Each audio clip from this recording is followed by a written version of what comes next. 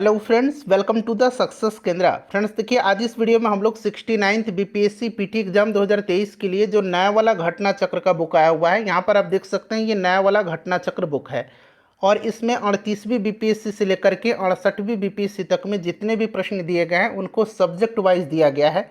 आज इस वीडियो में हम लोग 38वीं बीपीएससी से लेकर के 68वीं बीपीएससी तक में जितने भी बायोलॉजी के यानी कि जीव विज्ञान के प्रश्न पूछे गए हैं उन सभी प्रश्नों को आज हम लोग एक ही वीडियो में कवर कर लेंगे।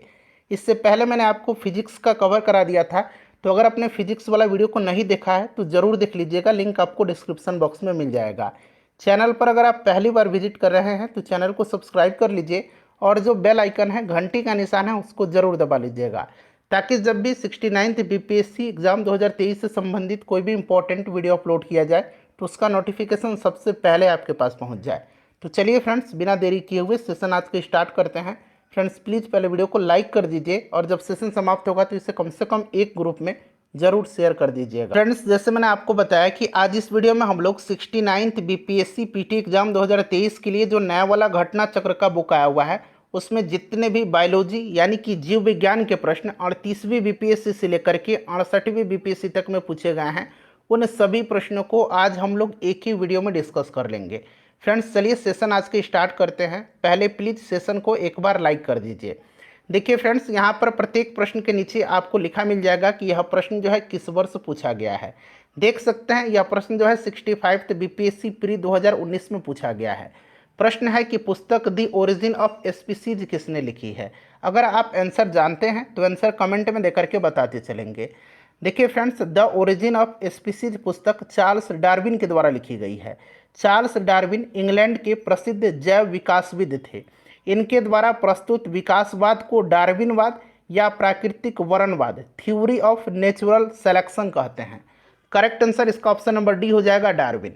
फ्रेंड्स देखिए, इस वीडियो को बनाने में 4 से 5 घंटे का मेरा इंपॉर्टेंट समय लगा है।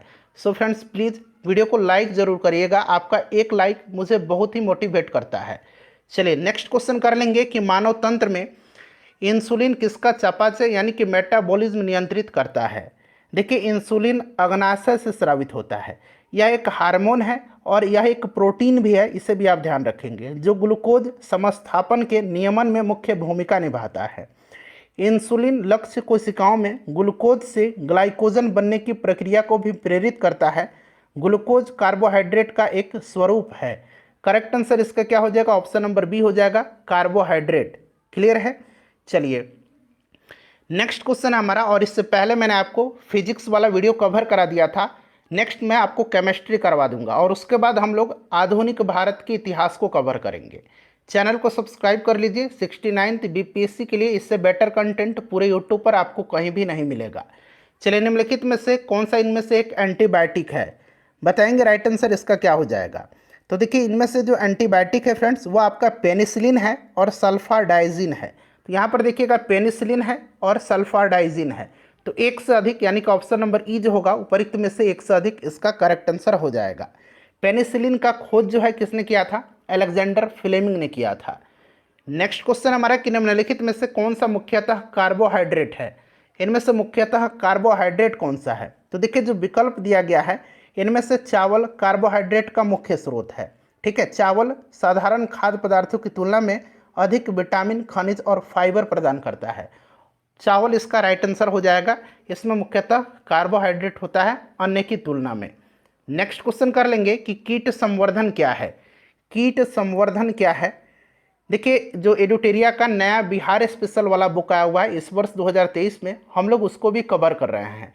तो बिहार स्पेशल आपका बहुत ही बढ़िया तरीके से वहाँ से कवर हो जाएगा। उन सभी वीडियोज़ को आप जरूर देखिएगा 69th बीपीएससी पीटी एग्जाम 2023 के लिए। तो देखिए, कीटों की वृद्धि करने का विज्ञान इसका राइट आंसर हो जाएगा। ठीक है, कीटों के वृद्धि करने का विज्ञान। चलिए नेक्स्ट क्वेश्चन कर लेंगे। अगला प्रश्न है कि जेनेटिक्स निम्न में से किसका अध्ययन है। जेनेटिक्स निम्न में से किसका अध्ययन है। तो जेनेटिक्स जीव विज्ञान की वह शाखा है जिसके अंतर्गत जीवधारियों में जीनों, अनुवांशिकता और विचरण का अध्ययन किया जाता है। करेक्ट आंसर अनुवांशिकता और विचरण हो जाएगा। नेक्स्ट क्वेश्चन है कि गर्भ में भ्रूण के विकास को जानने के लिए निम्नलिखित में से निम्नलिखित किरणों या तरंगों में से किसका उपयोग किया जाता है।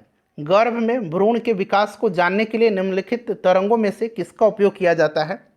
बताएंगे राइट आंसर क्या हो जाएगा। तो करेक्ट आंसर इसका पराध्वनि तरंगे हो जाएगा, option number C right answer हो जाएगा। चलिए नेक्स्ट क्वेश्चन है हमारा कि निम्नलिखित में से कौन सा एक सच्चा फल यानी कि ट्रू फ्रूट नहीं है, सच्चा फल नहीं है। बताएंगे राइट आंसर इसका क्या हो जाएगा। देखिए जब फल के निर्माण में अंडाशय के अलावा कुछ अन्य भाग भी शामिल हों तो ऐसे फल को असत्य फल यानी कि फॉल्स फ्रूट कहते हैं। ठीक है, तो ये सच्चा फल नहीं यानी कि इनमें से असत्य फल फॉल्स फ्रूट कौन सा है। तो मैंने अभी आपको बता दिया कि जब फल के निर्माण में अंडाशय यानी कि ओवरी के अलावा कुछ अन्य भाग भी शामिल हों तो ऐसे फल को असत्य फल यानी कि फॉल्स फ्रूट कहते हैं। सेब, काजू, नाशपाती ये असत्य फल के उदाहरण हैं। तो यहाँ पर देखिएगा सेब दिया गया है। चलिए नेक्स्ट क्वेश्चन है हमारा, देखिए 66 बीपीएससी प्री 2020 में यह प्रश्न पूछा गया है। पाइन, फर, स्प्रूस, सेडार, लॉर्च, साइप्रस आदि मशहूर लकड़ी उत्पादक पौधों में से बहुत से भारत के पहाड़ी क्षेत्रों में भी पाए जाते हैं। ये सभी क्या कहलाते हैं? देखिए ये प्रश्न 67 बीपीएससी प्री का जो री एग्ज़ाम हुआ था 2022 में उसमें पूछा गया है। तो फ्रेंड्स इसको कहा जाता है अनावृत बीजी। क्या कहा जाता है? अनावृत बीजी। ठीक है, चलिए नेक्स्ट क्वेश्चन करेंगे कि लौंग एक मसाला है, पौधे के किस भाग से लौंग प्राप्त होता है? तो देखिए लौंग जो है यह बंद कलियां या पुष्प कलिका है। क्या है? पुष्प कलिका है यानी कि फूल की कली है। Option number D right answer इसका हो जाएगा। चलिए अगला प्रश्न करेंगे कि लौंग पौधे के निम्नलिखित में से किस भाग से प्राप्त होता है। देखिए ये प्रश्न जो है दोबारा बीपीएससी में पूछा गया है। ये प्रश्न 66 में पूछा गया था और सेम प्रश्न जो है ये 56 टू 59 में पूछा गया है कि लौंग पौधे के निम्नलिखित में से किस भाग से प्राप्त किया जाता है। तो अभी मैंने आपको बताया था फूल की कली से यानी कि पुष्पकली। तो यहाँ पर देखिए शुष्क पुष्पकली दिया गया है। चलिए नेक्स्ट क्वेश्चन, और केसर किससे प्राप्त किया जाता है? केसर भी पूछा जाता है। तो केसर वर्तिकाग्र से प्राप्त किया जाता है। ठीक है, वर्तिकाग्र से। अगला प्रश्न है हमारा कि अदरक तना है जड़ नहीं, क्यों? बताएंगे। अदरक क्या है? तना है। इस बात को आपको ध्यान रखना है। अदरक तना है जड़ नहीं क्योंकि इसमें नोड और इंटरनोड पाए जाते हैं। इसमें नोड और इंटरनोड होते हैं। चलिए नेक्स्ट क्वेश्चन कर लेंगे कि परागन की सुपरिभाषा है। परागन की सुपरिभाषा है, बताइए राइट आंसर इसका क्या हो जाएगा। परागन की सुपरिभाषा है परागकण का पराग केसर से क्लोम छिद्र तक स्थानांतरित होने की क्रिया। तो यानी कि ऑप्शन नंबर इसका ए राइट आंसर हो जाएगा। चलिए नेक्स्ट क्वेश्चन करेंगे कि पादप कली है। पादप कली है, तो देखिए पादप कली जो है एक भ्रूणीय टहनी है। वनस्पति विज्ञान में किसी अविकसित प्रौढ़ को कली या कलिका कहते हैं। ठीक है, वनस्पति विज्ञान में किसी अविकसित प्ररोह को कली या कलिका कहते हैं। यह किसी पत्ती के वक्ष पर या तने के अंतिम छोर पर उत्पन्न होती है। राइट आंसर एक भ्रूणीय टहनी है। चलिए पौधे जो नमक युक्त मिट्टी में उगते हैं क्या कहते हैं उनको? तो जो पौधे नमक युक्त मिट्टी में उगते हैं उनको कहा जाता है हैलोफाइट। क्या कहा जाता है? हैलोफाइट कहा जाता है। तो यहाँ पर देखिएगा ऑप्शन नंबर यहाँ पर सी राइट आंसर हो जाएगा, हैलोफाइट। ठीक है, चलिए नेक्स्ट क्वेश्चन है कि लवणता युक्त वातावरण प्रेमी पौधों को क्या कहते हैं? लवणता युक्त वातावरण प्रेमी पौधों को क्या कहते हैं? तो इसको कहा जाता है लवण मृदुभिद। ऑप्शन नंबर इसका डी राइट आंसर हो जाएगा। चलिए नेक्स्ट क्वेश्चन है हमारा कि देखिए ईईजी इलेक्ट्रोइंसेफेलोग्राम निम्न में से किसकी निगरानी के लिए उपयोग होता है? तो ईईजी का इस्तेमाल किया जाता है किसकी निगरानी के लिए? तो फ्रेंड्स ये मस्तिष्क के, और एक ईसीजी होता है ईसीजी, इसका उपयोग हृदय के लिए किया जाता है। ठीक है, चलिए नेक्स्ट क्वेश्चन कर लेंगे। अगला प्रश्न है हमारा कि मांसपेशियों में दर्द के उपचार में उपयोग किया जाने वाला विकिरण कौन सा है? तो यह विकिरण जो है यह इंफ्रारेड है। इंफ्रारेड हिंदी में इसको अवरक्त विकिरण कहेंगे। ठीक है, चलिए तो इंफ्रारेड इसका राइट आंसर हो जाएगा। उसके बाद देखिए जीवों में अत्यधिक विविधता का कारण क्या है? जीवों में अत्यधिक विविधता का कारण क्या है? देखिए आधुनिक नौ डार्विनवादियों के अनुसार जीनों में साधारणतः परिवर्तनों के उपरांत एक नए जीव बनते हैं जिनसे उनमें विभिन्नताएं बढ़ जाती है और इन परिवर्तनों को उत्परिवर्तन कहते हैं। ये परिवर्तन स्पष्टतः वंशानुगत होते हैं तथा पीढ़ियों में वरण द्वारा नई जातियों की उत्पत्ति होता है। तो राइट आंसर इसका उत्परिवर्तन हो जाएगा। चलिए नेक्स्ट क्वेश्चन है कि मेंडल के आनुवंशिकता का सिद्धांत किस पर आधारित है। मेंडल के आनुवंशिकता का सिद्धांत किस पर आधारित है बताएंगे। आनुवंशिकता का जनक कहा जाता है मेंडल को, इस बात को ध्यान रखेंगे। ये लैंगिक जनन पर आधारित है। ऑप्शन नंबर सी इसका राइट आंसर हो जाएगा। नेक्स्ट क्वेश्चन है कि डीएनए की खोज किसने किया था। डीएनए की खोज किसने किया था, तो देखिए डीएनए की पहचान सर्वप्रथम वर्ष 1869 में किसने किया था, फ्रेडरिक मिस्चर ने किया था।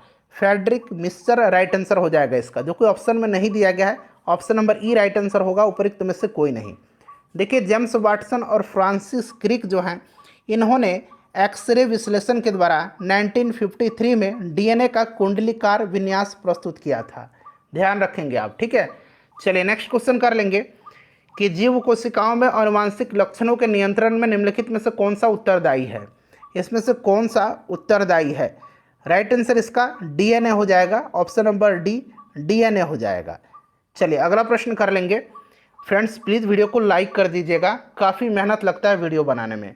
देखिए यकृत एवं मांसपेशियों में ऊर्जा जमा होती है। सिंपल सा क्वेश्चन है। यकृत और मांसपेशियों में ऊर्जा जो है ये ग्लाइकोजन के रूप में जमा होती है। किसके रूप में, ग्लाइकोजन के रूप में जमा होती है। अगला प्रश्न है कि निम्न में से कौन सा कोशिका घटक कोशिकाओं में दाखिल होने वाले जीवाणुओं को नष्ट करता है। कौन नष्ट करता है, राइट आंसर इसका लाइजोजोम हो जाएगा। लाइजोजोम को क्या कहा जाता है, कोशिका की आत्महत्या की थैली कहा जाता है, ठीक है। चलिए नेक्स्ट क्वेश्चन है कि शरीर में लौह की कमी होने से क्या होता है। लोहे की कमी से होने से क्या होता है, तो फ्रेंड्स ये रक्त अल्पता होता है। ऑप्शन नंबर इसका ए राइट आंसर हो जाएगा। अगला प्रश्न है कि मानव शरीर का सामान्य तापमान कितना होता है।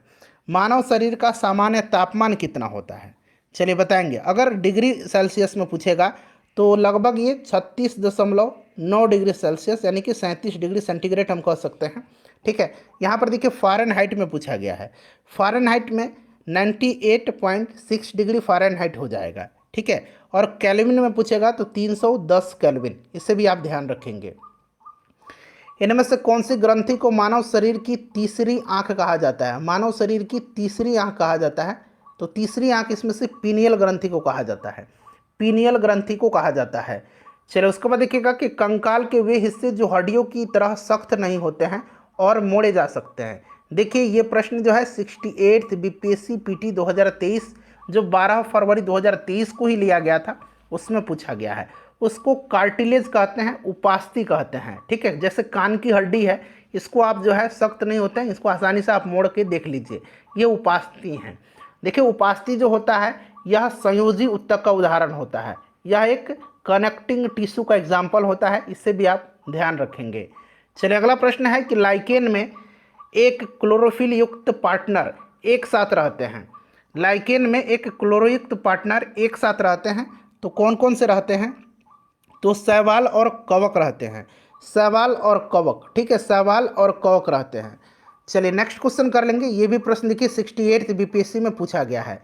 ये भी देखिए नेक्स्ट वाला क्वेश्चन भी 68th में ही पूछा गया है कि मादा एनाफिलीज को मादा क्यूलेक्स से अलग किया जा सकता है क्योंकि यह बैठती है अध अस्तर के साथ एक कोण पर। ऑप्शन नंबर इसका बी राइट आंसर हो जाएगा। नेक्स्ट क्वेश्चन करेंगे कि शरीर की प्रतिरोधक क्षमता से जुड़ा सबसे महत्वपूर्ण कोशिका प्रकार कौन सा है। प्रतिरोधक क्षमता से जुड़ा सबसे महत्वपूर्ण कोशिका का प्रकार कौन सा है। 68 बीपीएससी का एक क्वेश्चन है, लिम्फोसाइट इसका राइट आंसर हो जाएगा। चलिए अगला प्रश्न कर लेंगे कि ल्यूकीमिया कई प्रकार के कैंसर का एक नाम है जो अस्थि मज्जा में उत्पन्न होता है और बहुत संख्या में असामान्य रक्त कणिकाओं का बनना शुरू करता है। यह रक्त कणिका कौन है, तो ल्यूकीमिया जो है यह WBC है, यानी कि श्वेत रक्त कणिका है। WBC इसका राइट आंसर हो जाएगा, श्वेत रक्त कणिका। नेक्स्ट क्वेश्चन है कि मानव शरीर के किस अंग में उपकला कोशिका पाई जाती है। किस अंग में उपकला कोशिका पाई जाती है, बताएंगे। राइट आंसर इसका क्या हो जाएगा, करेक्ट आंसर इसका क्या हो जाएगा, तो देखिए इसमें बाल, नाक, फेफड़ा और अग्नाशय सब में पाई जाती हैं, तो एक से अधिक इसका राइट आंसर हो जाएगा। देखिए आंत्रज्वर रोग मानव शरीर के किस अंग को प्रभावित करता है, तो नाम में ही है, तो ये आंत को प्रभावित करता है। चलिए उनमें से देखिएगा कि निम्न में से कौन सी क्रिया पृथ्वी पर हो रहे कार्बन चक्र में ऑक्सीजन को बढ़ाती है। कौन सी इसमें से क्रिया है जो पृथ्वी पर हो रहे कार्बन चक्र में ऑक्सीजन को बढ़ाती है?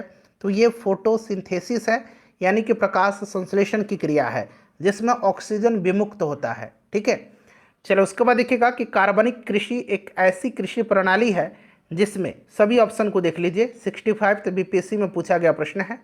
कार्बनिक कृषि एक ऐसी कृषि प्रणाली है जिसमें कार्बनिक खादों, पुनर्चक्रित फॉर्म अपशिष्टों तथा जैव कारकों का अधिकतम मात्रा में प्रयोग किया जाता है। ऑप्शन नंबर इसका सी राइट आंसर हो जाएगा।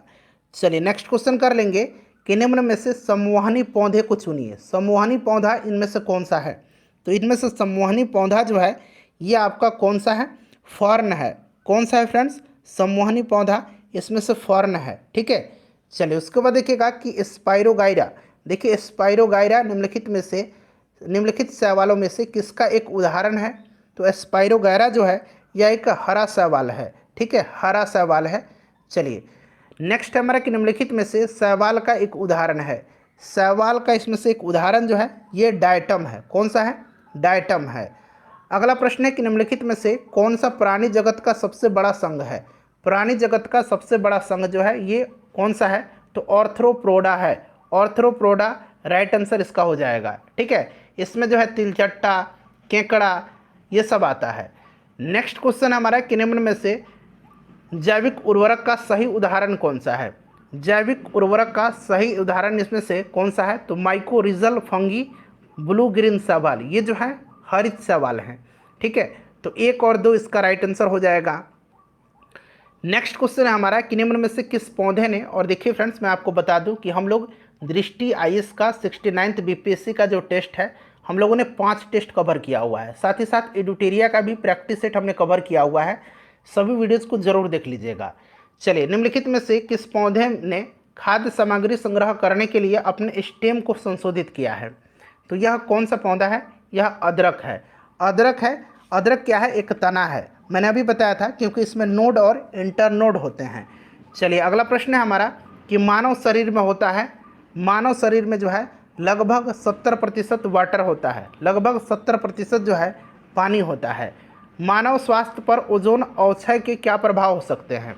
ओजोन अवक्षय के प्रभाव जो है ये सनबर्न हो सकता है, यानी कि धूप से जलना, मोतियाबिंद भी हो सकता है, त्वचा का कैंसर भी हो सकता है और त्वचा का मुरझाना भी हो सकता है। तो सभी हो सकता है, यानी कि 1, 2, 3, 4 इसका राइट आंसर हो जाएगा। उसके बाद देखिएगा कि करकुमा लौंगा कौन से मसाले का वैज्ञानिक नाम है? करकुमा लौंगा जो है ये हल्दी का वैज्ञानिक नाम है। नेक्स्ट है कि वयस्क मानव की हाथों और पैरों की हड्डियों की संख्या मानव शरीर की सभी हड्डियों की संख्या की लगभग कितना प्रतिशत होती है? तो ये लगभग 50% होता है। हाथ और पैर की जो हड्डी हैं ये पूरे शरीर की हड्डी का लगभग 50% हैं। नेक्स्ट क्वेश्चन है कि पेलेग्रा निम्नलिखित में से किस विटामिन की कमी के कारण होता है? पेलेग्रा जो होता है यह विटामिन B3 के कारण होता है, B3 की कमी के कारण होता है। इसे आप जरूर ध्यान रखेंगे।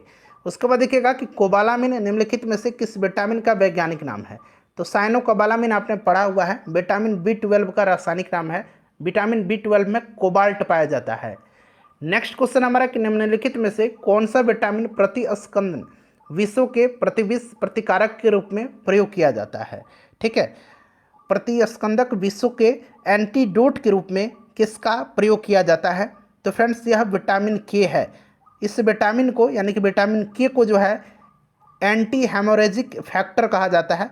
ठीक है, और इसकी कमी से व्यक्ति का ऑपरेशन आसानी से नहीं किया जा सकता है क्योंकि रुधिर रक्त अधिक बह जाने का खतरा होता है। तो राइट आंसर इसका ऑप्शन नंबर यहाँ पर देखेंगे डी हो जाएगा, विटामिन के।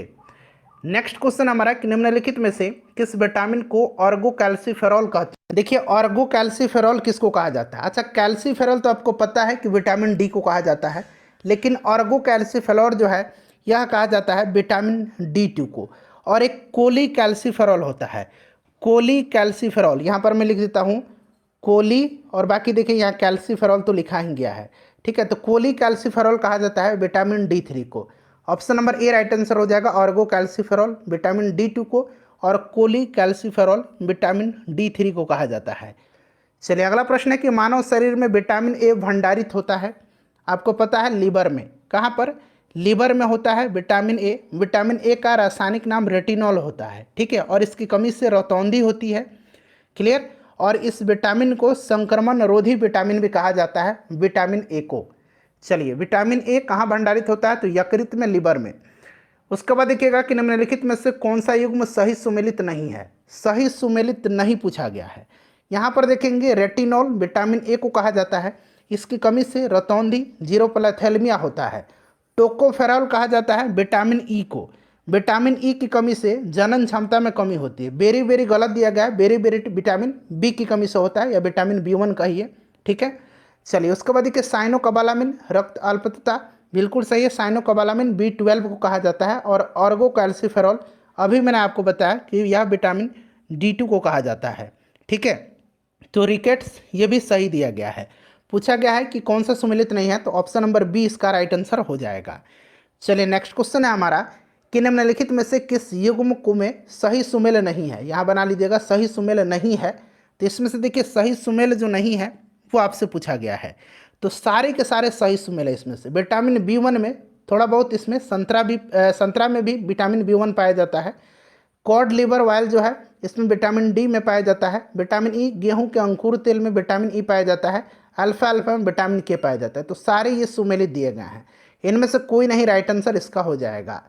अगला प्रश्न है कि जिस विटामिन में कोबाल्ट होता है, अभी मैंने बताया था साइनोकोबालामिन, विटामिन B12 इसका राइट आंसर हो जाएगा। नेक्स्ट क्वेश्चन है कि एक स्वस्थ वयस्क मनुष्य में रक्त का कुल परिमाप होता है। रक्त का कुल परिमाप जो होता है यह कितना होता है? तो शरीर के कुल भार का लगभग 7 से 8% होता है, ठीक है। तो 5 से 6 लीटर जो है इसका राइट आंसर हो जाएगा। चलिए, नेक्स्ट क्वेश्चन हमारा कि निम्नलिखित में से कौन सा एक एंटीबायोटिक नहीं है? इनमें से कौन सा एक एंटीबायोटिक नहीं है, बताएंगे इसका राइट आंसर क्या हो जाएगा। इसमें से कौन सा एक एंटीबायोटिक नहीं है? तो ऑक्सीटोसिन एंटीबायोटिक नहीं है, यह एक प्रकार का हार्मोन है, ठीक है। चलिए, नेक्स्ट क्वेश्चन हमारा कि हेपेटाइटिस बी विषाणु का उद्भवन काल होता है, हेपेटाइटिस बी वायरस का। तो फ्रेंड्स ये होता है 30 से लेकर के 180 दिन तक। नेक्स्ट क्वेश्चन है हमारा कि निश्वसन के समय डायफ्राम हो जाता है, निश्वसन, ठीक है, उसके समय डायफ्राम जो होता है ये गुंबदाकार हो जाता है। कैसा हो जाता है? गुंबदाकार हो जाता है। अगला प्रश्न कि निम्नलिखित में से कौन सी एक गैस वातावरण प्रदूषक मानी जाती है? वातावरण प्रदूषक जो मानी जाती है ये SO2 है, यानी कि सल्फर डाइऑक्साइड गैस है। नेक्स्ट क्वेश्चन हमारा कि निम्नलिखित में से किसका प्रयोग मच्छरों के जैविक नियंत्रण के लिए किया जाता है? तो किसका किया जाता है? गैम्बूसिया का, गैम्बूसिया, ठीक है। चलिए, मछली होती है यह जो खा जाती है मच्छर के लार्वों को। हीमोग्लोबिन का कार्य क्या है? हीमोग्लोबिन का कार्य ऑक्सीजन का परिवहन करना है। सिंपल सा क्वेश्चन है, ऑक्सीजन का परिवहन करना है। चलिए, अगला प्रश्न है कि ट्रांसफ्यूजन में, देखिए आधान में, ट्रांसफ्यूजन में रक्त न केवल रक्त के प्रकार में बल्कि खाली स्थान दिया गया में संगत होना चाहिए। जब रक्त मतलब ब्लड दिया जाता है या लिया जाता है तो उस कंडीशन में RH फैक्टर भी चेक किया जाता है, न केवल ब्लड ग्रुप ही नहीं मिलाया जाता है, बल्कि यहाँ देखिए रक्त के प्रकार यानी कि ब्लड ग्रुप में ही, बल्कि जो RH फैक्टर है उसकी भी जांच की जाती है, RH कारक हो जाएगा। नेक्स्ट क्वेश्चन है कि लाल रक्त कणिका विहीन जंतु कौन सा है? लाल रक्त कणिका विहीन यानी कि जिसमें RBC नहीं होता है, तो RBC केंचुआ में नहीं होता है, ठीक है, केंचुआ राइट आंसर हो जाएगा। उसके बाद देखिएगा कि इनमें से रक्तदाब का मापक यंत्र कौन सा है? ब्लड प्रेशर मापा किससे जाता है? तो ये मापा जाता है एस्फिग्मो मैनोमीटर से, एस्फिग्मो मैनोमीटर से मापा जाता है। चलिए, अगला प्रश्न है कि वृक्क से प्रति मिनट औसत रक्त प्रवाह होता है। वृक्क से प्रति मिनट 1200 सीसी रक्त प्रवाहित होता है, 1200 सीसी। मानव वृक्क प्रतिदिन लगभग 1500 लीटर रक्त की शुद्धि करता है तथा 1.5 लीटर 1.5 लीटर मूत्र में तब्दील करता है। सभी पॉइंट्स को ध्यान रखेंगे, 1200 सीसी इसका राइट आंसर हो जाएगा। इंसुलिन क्या है? अभी मैंने बताया था कि इंसुलिन एक हार्मोन है और साथ साथ एक यह प्रोटीन भी है, तो प्रोटीन इसका राइट आंसर हो जाएगा। चलिए, निम्नलिखित में से कौन सा हार्मोन है? इसमें से हार्मोन इनमें से कौन सा है? तो इंसुलिन हार्मोन है, ठीक है। चलिए, अगला प्रश्न है हमारा कि महिला सेक्स हार्मोन है। महिला सेक्स हार्मोन इसमें से हो जाएगा कौन सा? एस्ट्रोजन। और एक प्रोजेस्टेरॉन भी होता है, ठीक है, प्रोजेस्टेरॉन, ये भी नाम याद रखेंगे, प्रोजेस्टेरॉन, एस्ट्रोजन और रिलैक्सिन, यह महिला सेक्स हार्मोन है, महिला सेक्स हार्मोन है। ठीक है, ये 3 नाम आप याद रखेंगे। एक टेस्टोस्टेरोन होता है, टेस्टोस्टेरोन, यह पुरुष सेक्स हार्मोन होता है टेस्टोस्टेरोन। चलिए, तो राइट आंसर इसका एस्ट्रोजन हो जाएगा। नेक्स्ट क्वेश्चन है कि निम्नलिखित में से कौन सा हार्मोन स्तन ग्रंथियों से दुग्ध का स्राव होने में भूमिका निभाता है। तो यह हार्मोन जो है इसका नाम ऑक्सीटोसिन हार्मोन है। ठीक है, ऑक्सीटोसिन हार्मोन याद रखेंगे। चलिए नेक्स्ट क्वेश्चन कर लेंगे, ऑक्सीटोसिन हार्मोन करेक्ट आंसर हो जाएगा। नेक्स्ट क्वेश्चन, अच्छा लव हार्मोन किसको कहा जाता है, लव हार्मोन किसको कहा जाता है, जरा आप मुझे कमेंट करके बताइएगा। ठीक है, चलो उसके बाद देखिए निम्नलिखित में से किस हार्मोन में आयोडीन मिली होती है। आयोडीन किस में मिली होती है, तो थायरॉक्सिन में आयोडीन मिली होती है। ठीक है, थायरॉक्सिन, ठीक है, थायराइड ग्रंथि के द्वारा यह स्रावित होता है। चलिए, तो ये आपका थायरॉक्सिन हो जाएगा। नेक्स्ट है कि पीयूष यानी कि पिट्यूटरी ग्रंथि स्थित होती है। पिट्यूटरी ग्लैंड को मास्टर ग्लैंड यानी कि मास्टर ग्रंथि भी कहा जाता है। यह कहाँ होती है, तो मस्तिष्क में। अगला प्रश्न कि एंटीबायोटिक दवा का उदाहरण इसमें से कौन सा है, एंटीबायोटिक दवा का उदाहरण इसमें से कौन सा है। तो इसमें से देखिए कौन सा हो जाएगा फ्रेंड्स, एंटीबायोटिक दवा का उदाहरण, तो इनमें से पेनिसिलिन है, पेनिसिलिन एंटीबायोटिक है। चलिए नेक्स्ट क्वेश्चन हमारा कि चिकित्सा स्थितियों का निदान करने के लिए एमआरआई, यहाँ मैं लिख देता हूँ एमआरआई तकनीक उपयोग किया जाता है। एमआरआई में किसका उपयोग नहीं होता है, एमआरआई मैग्नेटिक रेजोनेंस इमेजिंग, बताइए इसमें किसका उपयोग नहीं होता है। तो इसमें उपयोग जो है किसका नहीं होता है, तो एक्सरे और गामा का उपयोग नहीं होता है। ठीक है, तो एक से अधिक इसका राइट आंसर हो जाएगा। नेक्स्ट क्वेश्चन है कि अंगोरा ऊन किससे निकाला जाता है।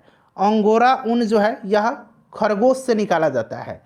अगला प्रश्न है कि पौधे अपना पोषक तत्व मुख्यतः किससे प्राप्त करते हैं। तो मुख्यतः जो है पौधे मिट्टी से प्राप्त करते हैं, मृदा इसका राइट आंसर हो जाएगा। फ्रेंड्स थोड़ा सा जल्दी में कवर करेंगे क्योंकि हम लोग 165 प्रश्नों को कवर करने वाले हैं। देखिए जो नया वाला घटना चक्र का बुक दिया गया है इसमें बहुत सारे पुराने क्वेश्चन को छोड़ दिया गया है, लेकिन ये मैं घटना चक्र तो आपको करा ही दे रहा हूँ, साथ ही साथ जो क्वेश्चन छोड़ दिया गया है इस बुक में जो प्रीवियस ईयर में बीपीएससी में पूछे गए हैं उनको भी मैं कवर करवा दे रहा हूँ। तो इससे आपको एक फ़ायदा इस वीडियो को देखने से हो रहा है कि मैं सारे क्वेश्चन को कवर करवा रहा हूँ। प्रकाश संश्लेषण होता है, तो प्रकाश संश्लेषण जो है यह होता है क्लोरोप्लास्ट में। क्लोरोप्लास्ट में हरे रंग का वर्णक क्लोरोफिल पाया जाता है। ठीक है, अगला प्रश्न कि प्रकाश संश्लेषण का उप उत्पाद क्या है, यानी कि इसका बाई प्रोडक्ट क्या है। तो इसका उप उत्पाद जो है यह ऑक्सीजन हो जाएगा। ठीक है, ऑक्सीजन इसका राइट आंसर हो जाएगा। इसका उप उत्पाद ऑक्सीजन है, बाई प्रोडक्ट इसका ऑक्सीजन है। ठीक है, चलिए अगला प्रश्न है कि सौर ऊर्जा एटीपी में बदलती है। सौर ऊर्जा एटीपी में बदलती है, राइट आंसर इसका क्लोरोप्लास्ट हो जाएगा। क्लोरोप्लास्ट में सौर ऊर्जा एटीपी में बदलती है। क्लोरोप्लास्ट एक पादप कोशिकांग है जिसमें पर्णहरित या क्लोरोफिल नामक एक प्रोटीन युक्त जटिल रासायनिक यौगिक पाया जाता है। यह वर्णक जो है क्लोरोफिल पत्तों के हरे रंग को प्रदान करता है। तो क्लोरोप्लास्ट राइट आंसर हो जाएगा। कोशिका का शक्ति स्रोत होता है, बताइएगा। पावर हाउस कहा जाता है माइटोकॉन्ड्रिया को, कोशिका का पावर हाउस माइटोकॉन्ड्रिया को, कोशिका के प्रोटीन फैक्ट्री राइबोसोम को कहा जाता है। नेक्स्ट क्वेश्चन है कि भ्रूण किस में मिलता है। भ्रूण किस में मिलता है, देखिए पौधे में भ्रूण बीज में मिलता है। अंकुरण प्रक्रिया के फलस्वरूप भ्रूण बीज से बाहर आता है, तो बीज इसका राइट आंसर हो जाएगा। अगला प्रश्न के निम्नलिखित में से कौन प्रतिजैविक औषधि है।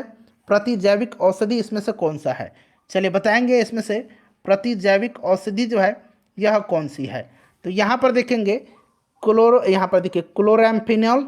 ठीक है, यह एक प्रतिजैविक है जिसका उपयोग बैक्टीरियल इन्फेक्शन के उपचार में किया जाता है। साथ ही साथ देखिए सल्फागुआनिडिन, सल्फागुआनिडिन जो है यह भी एक प्रकार का एंटीबायोटिक ही है, प्रतिजैविक ही है, तो इसीलिए इसका विकल्प एक से अधिक हो जाएगा। क्लियर। नेक्स्ट क्वेश्चन है कि मनुष्य में अल्फा टॉक्सिन खाद्य विषाक्तता द्वारा सामान्यतः कौन सा अंग प्रभावित होता है।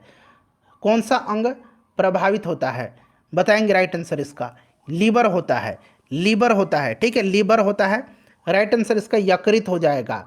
उसके बाद देखिए मनुष्य के शरीर के किस अंग में लिम्फोसाइट्स का निर्माण होता है।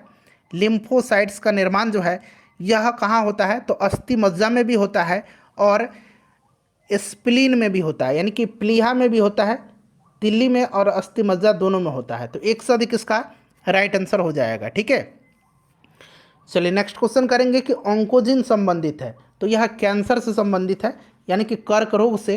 तो ऑप्शन नंबर सी इसका राइट आंसर हो जाएगा, कर्क रोग से। ठीक है, चलिए उसके बाद देखिएगा कि एंजाइम लाइपेज का स्रोत है। एंजाइम लाइपेज का जो स्रोत है ये कौन सा है, बताइए राइट आंसर इसका क्या हो जाएगा। एंजाइम लाइपेज का जो स्रोत है यह क्या है। तो लाइपेज का जो स्रोत है फ्रेंड्स यह आपका हो जाएगा अग्नाशय। ठीक है, चलिए उसके बाद देखिए निम्नलिखित में से कौन सा रक्त के संचलन में मदद करता है। रक्त के संचलन में मदद कौन करता है, देखिए ये मदद करता है एरिथ्रोसाइट यानी कि आरबीसी। ठीक है, आरबीसी को एरिथ्रोसाइट भी कहा जाता है। तो ऑप्शन नंबर सी इसका राइट आंसर हो जाएगा। निम्नलिखित में से कौन सा क्लोरोफिल का घटक नहीं है। क्लोरोफिल का घटक जो है इसमें से कौन सा नहीं है, तो मैग्नीशियम है, कार्बन भी है, हाइड्रोजन भी है, कैल्शियम नहीं है। अगला प्रश्न हमारा है कि बीसीजी वैक्सीन का इस्तेमाल किसकी रोकथाम के लिए किया जाता है। बीसीजी का टीका दिया जाता है टीबी के उपचार में, यानी कि क्षय रोग के।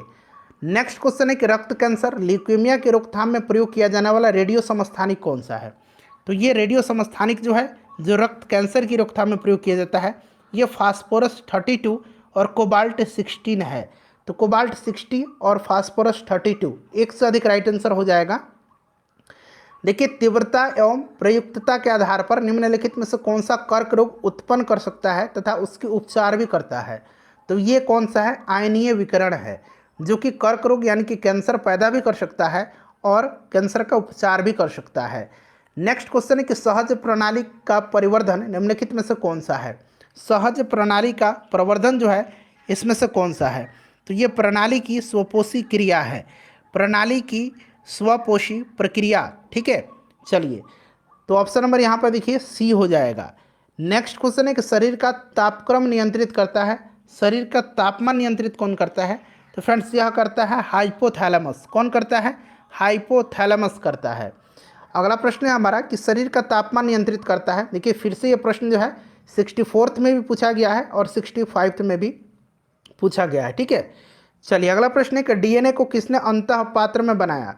डीएनए को अंतः पात्र में बनाया था आर्थर कोर्नबर्ग ने। ठीक है, option number A right answer हो जाएगा। डीएनए की खोज फेडरिक मिस्सर ने किया था। ठीक है, और डीएनए की द्विकुंडलित संरचना वाटसन और क्रिक ने दिया था। नेक्स्ट क्वेश्चन है कि पार्किंसन बीमारी के उपचार के विकास के लिए किसको नोबेल पुरस्कार दिया गया था। पार्किंसन बीमारी के उपचार के विकास के लिए स्वीडिश न्यूरो साइंटिस्ट आर्विड कार्लसन को जो है नोबेल पुरस्कार सन 2000 में दिया गया था। ठीक है, 2000 में।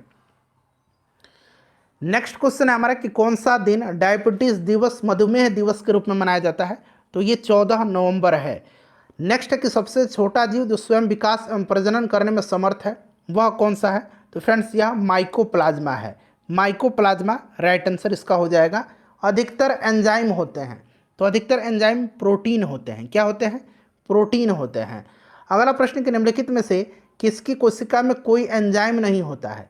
किसकी कोशिका में कोई एंजाइम नहीं होता है। तो ये वायरस की कोशिका में कोई भी एंजाइम नहीं होता है, विषाणु हो जाएगा राइट आंसर। देखिए बिल तथा मेलिंडा गेट्स फाउंडेशन द्वारा स्थापित भारत के लिए कार्यक्रम आह्वान किसके प्रतिरोध के लिए कार्यरत है। तो ये HIV के लिए, एड्स के लिए। ठीक है, और ये आह्वान की शुरुआत वर्ष 2003 में हुई थी। ठीक है, नेक्स्ट क्वेश्चन कर लेंगे कि डॉक्टरी मृत्यु की घोषणा होती है जब नाड़ी गति बंद हो गई हो। बिल्कुल सही है। हृदय गति रुक गई हो, ये भी सही है। और आँख की पुतलियाँ स्थिर और फैल गई हो तथा प्रकाश पड़ने पर कोई प्रतिक्रिया न हो। तो ये तीनों सही है। तो ऊपर सभी तीनों एक साथ मौजूद हों, ऑप्शन नंबर डी हो जाएगा। नेक्स्ट क्वेश्चन है कि सर्वप्रथम मानव हृदय प्रत्यारोपण हुआ था। तो ये दक्षिण अफ्रीका में हुआ था।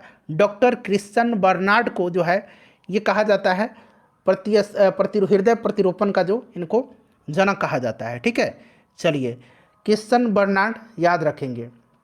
जीवाणु की खोज किसने किया था। जीवाणु की खोज किया था किसने, तो लीवेनहॉक ने किया था। लीवेनहॉक राइट आंसर हो जाएगा।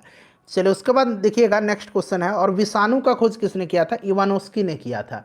विषाणु का खोज इवानोस्की ने किया था। ठीक है, किस वैज्ञानिक चिकित्सक ने पहली बार टीकाकरण की शुरुआत किया था। टीकाकरण की शुरुआत एडवर्ड जेनर ने किया था। एडवर्ड जेनर को प्रतिरक्षा प्रणाली का जनक कहा जाता है। चेचक की टीके की खोज एडवर्ड जेनर ने ही किया था। नेक्स्ट क्वेश्चन है कि बायोडिग्रेडेबल अपशिष्ट को आमतौर पर जिसकी मदद से उपयोगी पदार्थ में बदला जाता है वह है, तो वह क्या है फ्रेंड्स? बैक्टीरिया है। नेक्स्ट है हमारा कि कणीय तत्व क्या है? कणीय तत्व क्या है यानी कि पार्टिकुलेट मैटर क्या है? तो फ्रेंड्स पार्टिकुलेट मैटर जो है यह एक वायु प्रदूषक है। वायु प्रदूषक राइट आंसर हो जाएगा।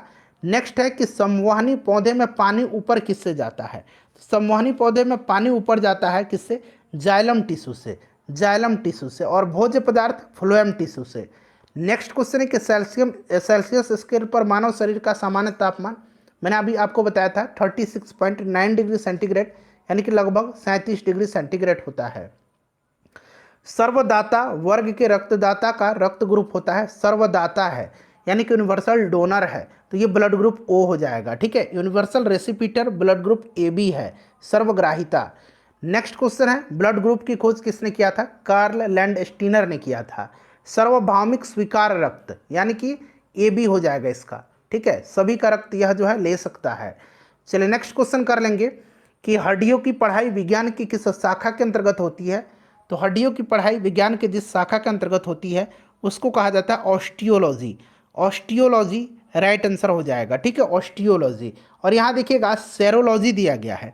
सेरोलॉजी जो है इसके अंतर्गत रुधिर सीरम का वैज्ञानिक अध्ययन किया जाता है। ओरोलॉजी जो दिया गया है, ओरोलॉजी इसके अंतर्गत पर्वतों का अध्ययन किया जाता है। ठीक है, जियोलॉजी के अंतर्गत पृथ्वी की आंतरिक संरचना तथा उसमें पाए जाने वाले पदार्थों का अध्ययन जियोलॉजी के अंतर्गत किया जाता है। मानव शरीर में निम्नलिखित में से कौन सी ग्रंथि यहाँ पर दिखेगा कि जोड़े के रूप में मौजूद रहती है? यहाँ जोड़े बना लीजिए। तो करेक्ट आंसर इसका क्या हो जाएगा बताएंगे? करेक्ट आंसर इसका क्या हो जाएगा? तो फ्रेंड्स यह आपका हो जाएगा कौन सी ग्रंथि? अधिवृक्क ग्रंथि। ठीक है, अधिवृक्क ग्रंथि हो जाएगा। नेक्स्ट क्वेश्चन हमारे कशेरुक रज्जु में कितनी जोड़ी तंत्रिकाएं निकलती हैं? तो फ्रेंड्स यह 31 जोड़ी तंत्रिकाएं निकलती हैं। देखिए मनुष्य के जीवन काल में कितने दांत 2 बार विकसित होते हैं? तो ये दांत जो 2 बार विकसित होते हैं टोटल 32 दांत हैं। मनुष्य के जीवन काल में 20 दांत 2 बार विकसित होते हैं, 20 दांत 2 बार विकसित होते हैं और 12 दांत केवल एक ही बार पैदा होते हैं। उसके बाद देखिए मनुष्य की खोपड़ी में कितनी अस्थियाँ होती हैं? तो 28 हो जाएगा। अगला प्रश्न है कि मनुष्य के शरीर की पैर की हड्डी होती है, तो पैर की हड्डी जो होती है ये खोखली होती है, खोखली होती है। ठीक है, चलिए नेक्स्ट क्वेश्चन है हमारा कि 20 वर्ष की आयु में मानव शरीर में हड्डियों की संख्या कितनी होती है? लगभग तो 20 वर्ष में आदमी वयस्क हो जाता है और वयस्क व्यक्ति में 206 हड्डी पाई जाती है, तो उपरोक्त में से कोई नहीं। उसके बाद देखिए कौन सा मनुष्य में अवशेषी अंग नहीं है? अवशेषी अंग नहीं है, अवशेषी अंग बताइएगा।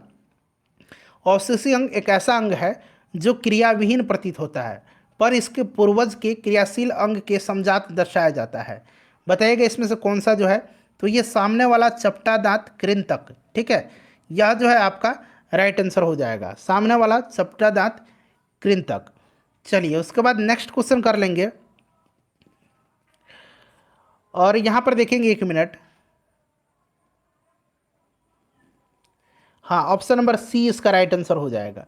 चलिए नेक्स्ट क्वेश्चन कर लेंगे कि जैविक सिस्टम में रासायनिक क्रिया की प्रक्रिया को तेज करने के उत्तरदायी पदार्थ जो है ये क्या है? तो ये एंजाइम है जो प्रतिक्रिया की दर को बढ़ा देता है, एंजाइम है। विटामिन जो खट्टे फलों में पाया जाता है तथा चर्म को यानी कि चमड़ा को स्वस्थ रखने के लिए जरूरी होता है, तो ये विटामिन सी है। क्लियर। चलिए एस्कॉर्बिक एसिड कहा जाता है। विटामिन सी का रासायनिक नाम देखिए आ भी गया, एस्कॉर्बिक अम्ल, एस्कॉर्बिक एसिड। दूध किसका घटिया स्रोत होता है? तो दूध होता है विटामिन सी का घटिया स्रोत। अगला प्रश्न कि 80% से अधिक सेल में पाया जाने वाला पदार्थ कौन सा है यानी कि कोशिका में? तो ये पाया जाता है, बताइए राइट आंसर इसका क्या हो जाएगा? 80% से अधिक सेल में पाया जाने वाला पदार्थ जो है ये कौन सा है? तो फ्रेंड्स यह वाटर है, जल है। चलिए निषेचन की क्रिया कहाँ पर होती है? निषेचन की क्रिया जो है ये कहाँ पर होती है? तो निषेचन की क्रिया जो है यह होती है अंडवाहिनी में। अगला प्रश्न है कि आधुनिक मनुष्य का पूर्वज इसमें से कौन सा है? आधुनिक मनुष्य का पूर्वज जो है इसमें से कौन सा है? तो ये क्रोमैग्नन मनुष्य हो जाएगा। ठीक है, क्रोमैग्नन आधुनिक मनुष्य से मिलता जुलता है।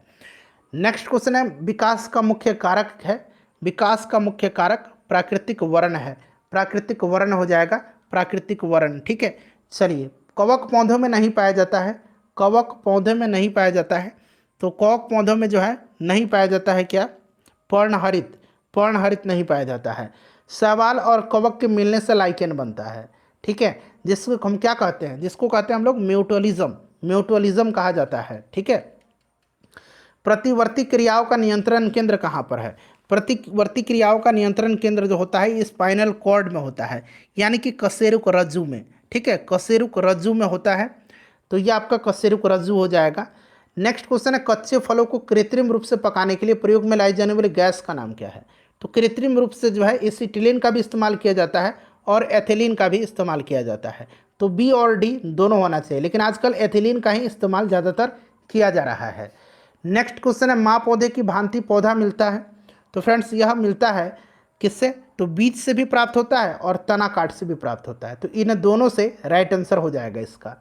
अगला प्रश्न कि जल से बाहर निकालने पर मछलियां मर जाती हैं क्योंकि, तो क्योंकि मर जाती हैं क्योंकि वे सांस नहीं ले पाती हैं। ठीक है, सांस नहीं ले पाती हैं मछलियां। चलिए उसके बाद नेक्स्ट क्वेश्चन है कि वह जहाँ जीव रहता है उस सटीक जगह को क्या कहते हैं, तो उसको आवास कहा जाता है। क्या कहा जाता है उसको, उसको हैबिटेट कहा जाता है, आवास कहा जाता है। अगला प्रश्न हमारे कि मायोग्लोबिन में कौन सी धातु होती है, मायोग्लोबिन में जो है कौन सी धातु होती है, मायोग्लोबिन में जो है कौन सी धातु होती है। चलिए इसका आंसर आप कमेंट करके बताएंगे। ठीक है, इसका आंसर आप कमेंट करके बताएंगे कि मायोग्लोबिन में कौन सी धातु पाई जाती है। ठीक है, चलो उसके बाद नेक्स्ट क्वेश्चन है कि मनुष्य के शरीर में खून के शुद्धिकरण की प्रक्रिया को क्या कहते हैं, तो इसको डायलिसिस कहा जाता है। क्या कहा जाता है, डायलिसिस कहा जाता है। अगला प्रश्न है कि निम्न में से किसकी कमी से मधुमेह होता है, तो मधुमेह इंसुलिन के अल्प स्रवण से होता है। ठीक है, इंसुलिन के अल्प स्रवण से होता है।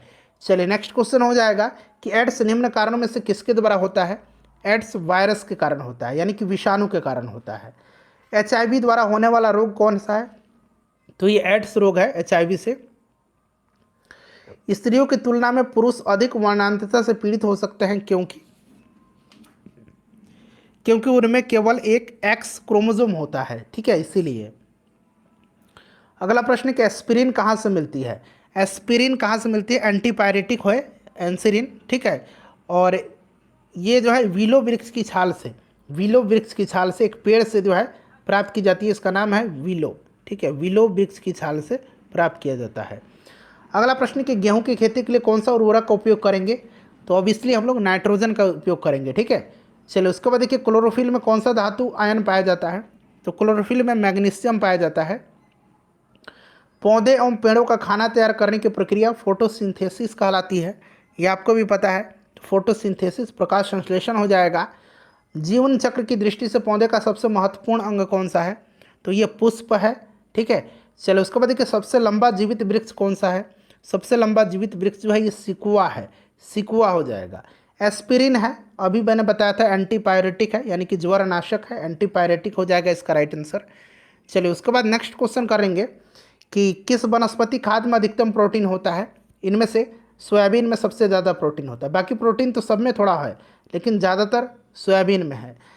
तना काट आमतौर पर किसके प्रवर्धन के लिए प्रयोग किया जाता है, तना काट, तो फ्रेंड्स ये आपका गन्ना में। ठीक है, चलो उसके बाद देखिएगा कि संसार का सबसे बड़ा पुष्प कौन सा है, तो ये रैफेलसिया है, रैफेलसिया राइट आंसर हो जाएगा इसका। अगला प्रश्न कि हरगोविंद खुराना को किस आविष्कार के लिए सम्मानित किया गया था, इनको नोबेल पुरस्कार दिया गया था जीन संश्लेषण के लिए, जीन संश्लेषण के लिए जो है इनको दिया गया था 1968 में। चलो 1968 में। डॉक्टरों द्वारा एनेस्थीसिया के रूप में प्रयोग होने वाली हास्य गैस कौन सी है, तो ये नाइट्रस ऑक्साइड है, नाइट्रस ऑक्साइड है। ठीक है, चलिए उसके बाद नेक्स्ट क्वेश्चन है कि आर्कियोपेटेरिक्स क्या है, तो आर्कियोपेटेरिक्स जो है यह जुरासिक युग का सर्वपुरातन पक्षी है। डॉल्फिन वर्गीकृत किए जाते हैं, तो डॉल्फिन को स्तनी वर्ग में, ठीक है, वर्गीकृत किया जाता है। निम्न में से सबसे मीठी चीनी कौन सी है, देखिए 66वीं बीपीएससी में पूछा गया है, तो फ्रेंड्स ये फ्रक्टोज है। ठीक है, फ्रक्टोज है। चलिए अगला प्रश्न कर लेंगे। फ्रेंड्स प्लीज़ वीडियो को लाइक कर दीजिए एक बार। कड़वाहट के लिए मानव जीव का संवेदनशील क्षेत्र, तो कड़वाहट के लिए जो है मनुष्य के जीव का जो पीछे का भाग होता है ये जिम्मेदार होता है। मानव जीव का जो आगे वाला छोर है ये मीठा पहचानता है, पीछे वाला कड़वा, और किनारे यानी कि पार्श्व में खट्टा, और अग्र छोर और किनारों में नमकीन स्वाद का अनुभव करते हैं। चलिए नेक्स्ट क्वेश्चन है हमारा कि मटर का पौधा है तो ये एक शाकीय पौधा है। क्या है? शाकीय पौधा, शाक हो जाएगा। अगला है कि फलियां अत्यधिक पौष्टिक होती हैं क्योंकि उसमें प्रचुर मात्रा में होता है, तो इसमें प्रचुर मात्रा में प्रोटीन होता है। ठीक है। चलिए उसके बाद देखिए थायराइड ग्रंथि थायरॉक्सिन स्रावित करने के लिए उत्तेजित करने वाला अंतःस्रावी हार्मोन कौन सा है? थायराइड ग्रंथि थायरॉक्सिन हार्मोन स्रावित करने के लिए उत्तेजित करने वाला हार्मोन जो है ये कौन सा है? तो ये TSH है। TSH थायराइड स्टिमुलेटिंग हार्मोन कहा जाता है। ठीक है। चलिए, और ये स्रावित कहाँ से होता है? तो यह पीयूष ग्रंथि से, इसका निर्माण पीयूष ग्रंथि में होता है। ठीक है। चलिए नेक्स्ट क्वेश्चन करेंगे कि थायराइड ग्रंथि की खराबी किसकी कमी के कारण होती है? थायराइड ग्रंथि की खराबी किसकी कमी के कारण होती है? तो फ्रेंड्स यह होती है आयोडीन के। ठीक है। चलिए आखिरी क्वेश्चन है, इसका आंसर आप कमेंट करके बताएंगे कि जब हम बकरी या भेड़ का मांस खाते हैं तब हम कौन से उपभोक्ता हैं? फ्रेंड्स सेशन को लाइक कर दीजिएगा, शेयर कर दीजिएगा। इसी प्रकार से मैं सभी सब्जेक्ट घटना चक्र का आपको कवर करूँ।